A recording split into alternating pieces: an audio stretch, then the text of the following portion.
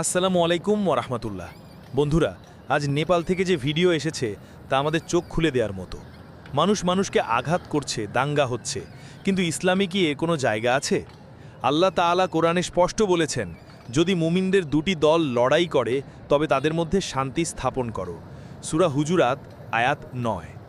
এই আয়াত আমাদের শেখাচ্ছে সংঘাত নয়, শান্তিই সমাধান। বন্ধুরা, নেপালের এই ঘটনাগুলো দেখে মনে হচ্ছে হিংসা কেবল ধ্বংসই বয়ে আনে।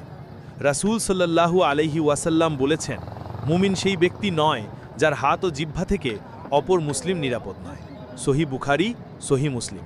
অর্থাৎ সত্যিকারের ইমানদার কখনো কারো ক্ষতি করতে পারে না। মানুষকে আঘাত করা, মারামারি করা শুধু সমাজকে অশান্তই করে, বরং আমাদের ইমানকেও দুর্বল করে ফেলে।